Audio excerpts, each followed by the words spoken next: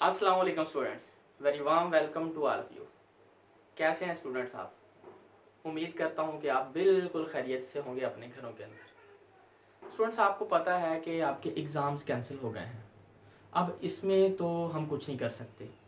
Problem ये है कि गवर्नमेंट ये सोच रही है कि सपोज़ करते हैं, मैं एग्ज़ाम्स ना लेने की वजह बता रहा हूँ। सपोज़ करते हैं किसी एक बच्चे को कोरोना है, खुदा न खास्ता। अब उसके अंदर इम्यूनिटी है, उसने कोरोना को बियर कर लिया, उस पर सिम्टम्स जो हैं वो ज़ाहिर नहीं हुए। लेकिन अब वो जब एग्ज़ाम देगा, किसी ना, आप उसको जितना मर्जी समझाएं सोशल डिस्टेंस रखना है, वो किसी से हाथ मिलाएगा, हो सकता है वो खांसे, हो सकता है वो छींक ले। इससे चांसेस ये हैं कि जो वायरस है वो एक स्टूडेंट से दूसरे स्टूडेंट्स में ट्रांसफ़र हो सकता है। अच्छा, इसके अलावा ऐसा भी है कि वो सोशल डिस्टेंस रखे, जब वो अटेंडेंस शीट आएगी उसके ऊपर ऐसा प्रॉब्लम हो सकता है। तो ये प्रॉब्लम ऑलवेज प्रेजेंट है, मौजूद है प्रॉब्लम। अब इसलिए गवर्नमेंट ने ये सोचा कि चूँकि सेहत जो है, हेल्थ इज़ वेल्थ, आपकी सेहत ठीक है। देखें, अगर आपको खुदा ना खास्ता प्रॉब्लम हो जाता है, आपकी फैमिली को प्रॉब्लम हो जाता है, गवर्नमेंट ऑफ पाकिस्तान जो है वो वैसे ही जो है प्रेशर में आ जाएगी। अगर कुछ लोग जो है, कुछ फैमिलीज़ और बढ़ जाती हैं, पहले ही हम जो है वो बड़ी मुश्किल से सर्वाइव किए हुए हैं। इसलिए गवर्नमेंट ने ये फैसला किया है कि एग्ज़ाम्स ना लिया जाए। अब एग्ज़ाम्स ना लेने के पीछे की वजह से कुछ लोग तो हैं खुश, जो नालायक बच्चे हैं, जो एवरेज बिलो एवरेज बच्चे हैं, जिन्होंने प्रिपरेशन नहीं की थी इतनी सेकंड ईयर के अंदर, वो तो हैं खुश। और जिनको चांस था कि लो जी कंपार्ट आ जाएगी, वो भी खुश हैं कि वो पास हो जाएंगे। प्रॉब्लम उनके लिए है जिन बच्चों ने सेकंड ईयर में बहुत ज़्यादा मेहनत की थी और अंत तक मेहनत की थी। मेरे साथ भी कुछ बच्चे ऐसे अटैच हैं कि जिन्होंने वाकई बड़ी मेहनत की थी। फर्स्ट ईयर में जिनके कुछ थोड़े से कम मार्क्स आए, उन्होंने कहा जी सेकंड ईयर में हम इम्प्रूव करेंगे, हम कुछ करके दिखाएंगे। या फर्स्ट ईयर में ज़्यादा आए तो वो सेकंड ईयर में और ज़्यादा मेहनत करने लगे कि हमने इससे भी ज़्यादा मार्क्स अचीव करने हैं। उनके लिए प्रॉब्लम है। तो फिर क्या किया जाए? स्टूडेंट्स, ये प्रॉब्लम सिर्फ आपके लिए नहीं है। आप सोचें, आपके इर्द गिर्द कितने ही बच्चे हैं जो बहुत ही मेहनती हैं, उनके साथ ये प्रॉब्लम है। आप सोचें, ये पूरे पंजाब के अंदर कितने बच्चे हैं जिनके साथ ये प्रॉब्लम है, पूरे पाकिस्तान में कितने बच्चे होंगे जिनके साथ प्रॉब्लम है। लेकिन स्टूडेंट्स, ये प्रॉब्लम है नहीं। जैसे इकबाल ने फरमाया, सितारों से आगे जहां और भी हैं, अभी इश्क के इम्तहां और भी हैं। तो आपके पास आपने मेहनत की थी वो आपके पास महफूज है, आपसे किसी ने छीनी नहीं है। आपने जो काम किया, आपने जो मेहनत की, अल्लाह ताला तो उसको जानते हैं ना, वो आपकी मेहनत को कभी भी रायगा नहीं जाने देंगे। तो ये मेरी बात याद रख लीजिए। आपने मेहनत की, अब आप अपने जहन में ये बिठा लें, वो मेहनत आपके पास है, किसी ने आपसे छीनी नहीं है, आप उसी वर्क को कंटिन्यू करेंगे। हाँ, ये फेज़ जो है ना, कुछ ये 2 माह का जो फेज़ रहा है जिसमें आप जो है वो टीचर्स के साथ अटैच नहीं रहे, कॉलेजेस में अटैच नहीं रहे, एकेडमीज जॉइन थी उनके साथ अटैच नहीं रहे। लेकिन मुझे पता है जो अच्छे स्टूडेंट्स थे वो किसी न किसी सूरत बुक से ज़रूर अटैच रहे हैं, वो दूसरों से भी, वो टीचर्स के साथ भी इंटैक्ट रहे हैं। अब हमने कैसे करना है, हमने क्या करना है? देखें, एग्ज़ाम हुए कैंसिल, लेकिन क्या हमारा एडमिशन भी कैंसिल हो गया? सवाल है ना। नहीं, हमारा एडमिशन कैंसिल नहीं हुआ। हम जो अच्छे स्टूडेंट्स हैं, जो इंजीनियरिंग प्री इंजीनियरिंग पढ़ रहे हैं, वो जाना चाहते थे यूईटी में, वो जाना चाहते थे नर्स में, वो जाना चाहते थे कॉमसेट में। अच्छा जी, जो मेडिकल के स्टूडेंट्स हैं, प्री मेडिकल के, वो एमबीबीएस करना चाहते हैं, तो बेटा उनका एग्ज़ाम अभी कैंसिल हुए हैं, उनका जो एडमिशन है वो कैंसिल नहीं हुआ। ठीक है, पहली बात तो अपने जहन में ये बिठा लें कि आपका एडमिशन हो जाएगा। आपका एडमिशन कैंसिल नहीं हुआ, कहीं नहीं जाने वाला आपका एडमिशन। ठीक है ना जी। अब आप अपने आप को प्रिपेयर करेंगे एग्ज़ाम के लिए, उस एग्ज़ाम के लिए जो आपने देना है। देखो बेटा, जितने भी प्रोफेशनल कॉलेजेस हैं, यूनिवर्सिटीज़ हैं, वो आपका एट द एंड जो आपने एडमिशन लेना होता है तब एक एग्ज़ाम लेते हैं। जैसे आप एंट्रेंस टेस्ट कहते हो, एंट्री टेस्ट कहते हो, जो यूईटी लेती है ई कैट के नाम से, और जो यूएचएस लेता है एमडी कैट के नाम से, उसके लिए आपने अपने आप को प्रिपेयर करना है।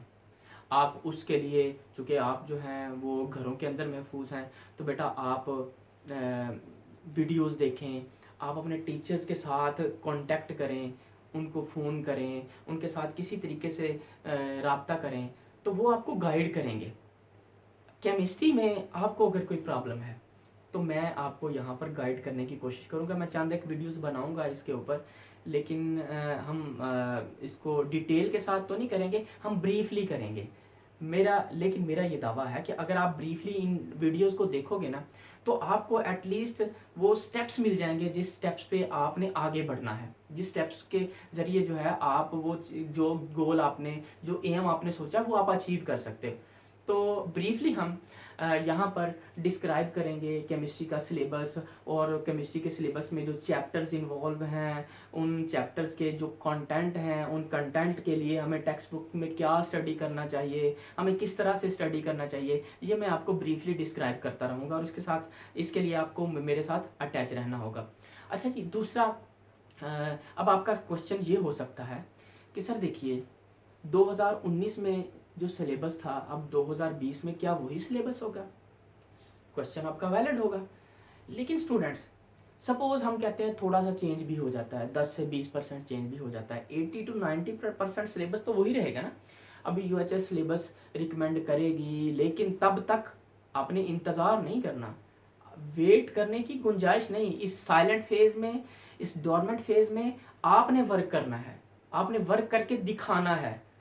तो आपने पहले तो क्या करना है, जो 2019 का सिलेबस है, जिसको मैं यहाँ पे केमिस्ट्री के रिलेटेड डिस्क्राइब करूँगा, आपने उस सिलेबस को लेके चलना है। अब कुछ स्टेप्स सुन लें। पहले क्या करना है आपने, यू मस्ट प्रिपेयर योरसेल्फ। आपने अपने आप को प्रिपेयर करना है। कैसे, किसके लिए? आपने अपने आप को प्रिपेयर करना है स्टूडेंट्स, मेंटली भी और फिजिकली भी। मेंटली आपने अपने आप को कैसे प्रिपेयर करना है? मेंटली आपने ये बात जहन में ले आनी है कि आपने यूएचएस के थ्रू एंट्री टेस्ट देना था और आपका एमबीबीएस में एडमिशन होना था। मेरी बात समझ में आई? अब क्या करेंगे आप अपने आप को जब मेंटली प्रिपेयर करेंगे तो आपका जो ब्रेन है इस चीज़ को एक्सेप्ट करना शुरू कर देगा। फिजिकली आपने वो काम करना है, आपने अपनी बुक्स को कंपाइल करना है, आपने जो है अपने नोट्स को कंपाइल करना है, ये चीज़ें आपने करनी शुरू कर देनी है। सेकेंडली, आपने अपने टारगेट सेट करने हैं। टारगेट सेट करने से मीन मेरा ये है कि आपके सपोज 450 मार्क्स हैं। अब आप देखें कि जो पिछले साल जो था वो एंटी टेस्ट का जो मेरिट था यूएचएस वो पंजाब कॉलेजेस में एडमिशन के लिए, वो था सपोज 92%, 92 के राउंड अबाउट था। अब आपने अपने आप को इस तरह से प्रिपेयर करना है कि आपके इतने 450 मार्क्स थे या 460 मार्क्स थे या 470 मार्क्स थे, अब आपने इन मार्क्स के साथ एंटी टेस्ट में कितने लेने हैं। 200 मार्क्स का एंटी टेस्ट होगा, आपने 180 लेने हैं, 185 लेने हैं, 190 लेने हैं, 195 लेने हैं, 198 लेने हैं, 199, 98 तक स्टूडेंट्स के मार्क्स आ जाते हैं, पिछले साल आए हैं। तो आपने इतने लेने हैं, वो आप टारगेट अपना सेट करोगे। सपोज आपके मार्क्स जो हैं आपको चाहिए 190, तो अब आप जहन में 190 का नहीं सोचोगे, आप सोचोगे कि मैंने 193 लेने हैं या 194 लेने हैं। जब आप 192, 193, 194 का सोचेंगे तब आप 190 ले सकते हैं। हो सकता है आपके 194 ही आ जाए, लेकिन आपने टारगेट जो सेट करना है उससे अगले नंबर्स देखने हैं कि मुझे इतने नंबर रिक्वायर हैं, 190 चाहिए और मुझे लेने इतने हैं और इसके लिए मुझे मेहनत करनी है। ठीक है जी, आपने अपने आप अपना क्राइटेरिया, अपना मेरिट जो है वो खुद से बना लिया। अब आपने करनी है टाइम मैनेजमेंट और एलोकेशन ऑफ टाइम्स। अब आपने देखना है कि मेरा कौन सा सब्जेक्ट वीक है, कौन सा मेरा सब्जेक्ट स्ट्रॉन्ग है। सपोज मेरी बायोलॉजी बड़ी स्ट्रॉन्ग है, तो बायोलॉजी के लिए मुझे ये इतना टाइम चाहिए। आपने पूरा दिन जो है उस दिन को डिवाइड कर लेना है 4 पोर्शंस में, या आप 8 पोर्शंस में कर लो, कि मैंने जी सुबह फजर के वक्त उठना है, उसके वक्त मैंने 2 घंटे इस सब्जेक्ट को पढ़ना है, फिर मैंने नाश्ता करना है, नाश्ता करने के बाद जो है फिर मैंने कुछ देर रेस्ट करना है और फिर मैंने पढ़ना है, फिर मैंने 12 बजे तक पढ़ना है, 12 बजे के बाद मैंने 15-20 मिनट के लिए रेस्ट करनी है, फिर मैंने एक और नए स्पेल में चलना है, पढ़ना है, देन मैंने नमाज़ पढ़नी है, मैंने खाना खाना है, उसके बाद मैंने कुछ देर के लिए रेस्ट करनी है, सोना है, आपने लेटना है 20 मिनट आधा घंटा जस्ट। ये बेटा आपको बहुत ही ज़्यादा रिफ़्रेश कर देगा। फ्रांस में ना, बल्कि पूरी दुनिया में आज से 50-100 साल पहले चले जाए ना, सारे लोग जो थे वो दोपहर के वक्त कुछ ना कुछ सोते थे, कुछ ना कुछ टाइम के लिए रेस्ट करते थे। और हमारे नबी सल्लल्लाहु अलैहि वसल्लम की तो सुन्नत भी यही है कि आप ज़ोहर की नमाज अदा करने के बाद, खाना खाने के बाद कुछ देर के लिए कैलुला फरमाते थे। तो आपने सुन्नत समझ के कुछ देर के लिए 15 से 20 मिनट सोना नहीं, टाइम नहीं होगा। अगर आपने रात को थोड़ा टाइम आप सोए हैं तो आप उस वक्त घंटा 2 घंटे की नींद ले भी सकते हैं। अगर आप रात को अच्छा सोए हैं तो आपको 15 से 20 मिनट जस्ट आंखें बंद करके लेटना है। अगर आप लेट जाएंगे तो यकीनन आप रिफ्रेश हो जाएंगे। फिर आपने नए स्पेल में चलना है, आपने नमाज भी अदा करनी है, और इस स्पेल के साथ आपने एट द एंड आप 10 बजे इख्तिताम करते हैं, 8 बजे इख्तिताम करते हैं, 12 बजे इख्तिताम करते हैं, ये आप पे डिपेंड करता है, क्योंकि आपका अपना एक स्टेमिना बना हुआ है पढ़ने का। लेकिन कोशिश कीजिए रात को अर्ली सो जाइए 10 बजे 11 बजे, और सुबह को कोशिश कीजिए जल्दी उठिए फजर के वक्त। आप जो अर्ली नींद लेंगे ना, ये नींद जो है साइकेट्रिस्ट कहते हैं, मैं नहीं कहता, जो लोग जो है एक्सपीरियंस्ड पर्सन है वो कहते हैं कि अगर आप अर्ली जो है आपने नींद ली होगी ना तो वो आपके लिए बहुत ही बेनिफिशियल होगी। बात मेरी समझ में आ गई? आपने मैनेजमेंट कर ली, आपने टाइम एलोकेशन कर ली कि मैंने किस सब्जेक्ट को कितना टाइम दिया। नो, लेट्स स्टडी शुरू करते हैं। अब स्टडी आपने कैसे करनी है? सवाल ये है कि सर मुझे तो कुछ पता ही नहीं। मैंने आपको बताया केमिस्ट्री के बारे में मैं कुछ आपको बताता रहूँगा, बाकी आप वीडियोस देखते रहें, आपको फिजिक्स के बारे में मिल जाएंगी, आपको बायोलॉजी के बारे में मिल जाएंगी, आपको इंग्लिश के बारे में मिल जाएंगी। अब आपने स्टडी कैसे करनी है? आप टेक्स्ट बुक जो आपके पास है, बेसिकली आपने फॉलो इसी टेक्स्ट बुक को करना है, इसी को फॉलो करना है, ठीक है जी। अब आपके पास प्रैक्टिस बुक्स चाहिए, वो आपको प्रैक्टिस बुक्स अवेलेबल किसी स्टूडेंट के पास किप्स की बुक्स होंगी या स्टेप्स की बुक्स होंगी या किसी और एकेडमी की बुक्स होंगी, आप उससे कॉपी करवा लें, ठीक है ना जी। अच्छा जी, ये प्रैक्टिस बुक आपकी हो गई। और आपके पास पास पेपर्स होने चाहिए। पास पेपर आप ये मोबाइल उठाएं और प्ले स्टोर से MD CAT 5 ईयर्स पास पेपर जो है वो निकाल लें, आपको पास पेपर मिल जाएंगे। ये 3 चीज़ें आपको मुकम्मल तौर पे प्रिपेयर कर देंगी टेस्ट देने के लिए, आपने परेशान नहीं होना, ठीक है ना जी। टेक्स्ट बुक, आप सिलेबस कंटेंट लें, टेक्स्ट बुक की लाइन टू लाइन स्टडी करें, लाइन टू लाइन स्टडी।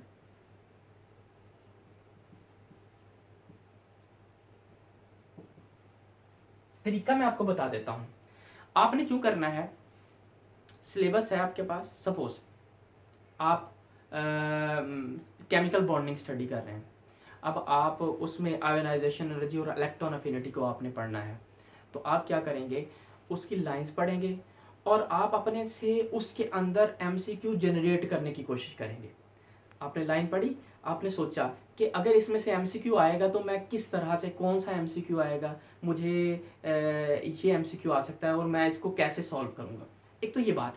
दूसरा, उस आर्टिकल से रिलेटेड आप देखेंगे प्रीवियस पेपर, कि प्रीवियस पेपर में उस आर्टिकल से रिलेटेड क्या चीज़ आई है, यानी आप स्टडी करोगे पास पेपर्स, ठीक है, लास्ट ईयर्स MCQs।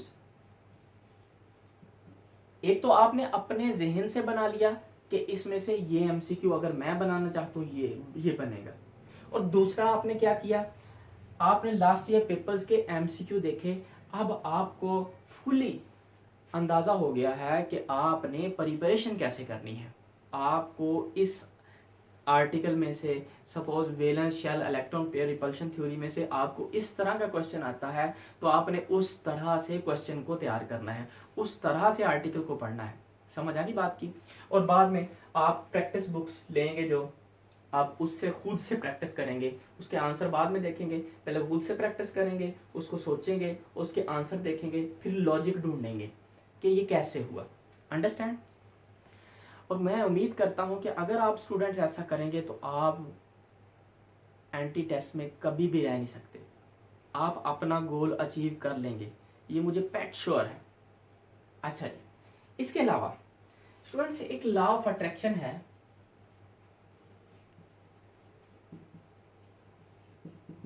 आप उसको फॉलो करते हुए अपने गोल्स अचीव कर लेंगे। हदीस कुदसी है कि इंसान के साथ वैसा ही होता है जिसका वो गुमान करता है। अगर आप अच्छा गुमान कर रहे हैं तो आपके साथ अच्छा होगा, अगर आप गुमान कर रहे हैं बुरा तो आपके साथ बुरा होने के चांसेस हैं। ये मैं नहीं कह रहा, मैंने कहा ये हदीस मुबारक है, आप सल्लल्लाहु अलैहि वसल्लम की ज़ुबान से ये बात निकली हुई है। ठीक है ना जी। अच्छा स्टूडेंट्स, अब लॉ ऑफ अट्रैक्शन है क्या एक्चुअली। ये मेरे हाथ में बोर्ड मार्कर है, अगर मैं इसको छोड़ूंगा तो ये कहाँ जाएगा। आपको और मुझे 100% श्योर है कि ये नीचे ज़मीन पर ही जाएगा। यानी इतना यकीन है कि हम आंखें बंद करके और किसी भी हिचकिचाहट के बगैर ये बात कहेंगे कि ये बोर्ड मार्कर नीचे ही जाएगी। ठीक होगी बात। अब जब बोर्ड मार्कर नीचे जाने का आपको इतना यकीन है तो आपको क्यों अपने एमबीबीएस में एडमिशन या आपके प्री इंजीनियरिंग के बाद इंजीनियरिंग में एडमिशन में डाउट है, ये नहीं होना चाहिए, ये हरगिज़ नहीं होना चाहिए। जिस तरह आपको यकीन है कि ये बोर्ड मार्कर नीचे गिरेगी, इसी तरह आपके अंदर ये यकीन होना चाहिए कि आप हमेशा, आप ऑलवेज ये गोल अचीव कर लोगे। अंडरस्टैंड। उसके लिए आप अपने आप से क्वेश्चन करें, ask question from you, question.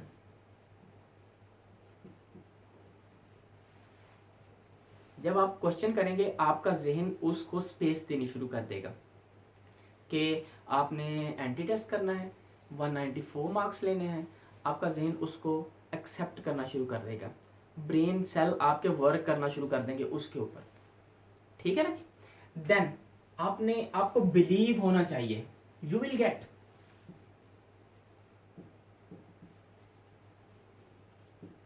ऐसा ही बिलीव होना चाहिए जैसे कि इस बोर्ड मार्कर के नीचे गिरने का बिलीव है आपके अंदर।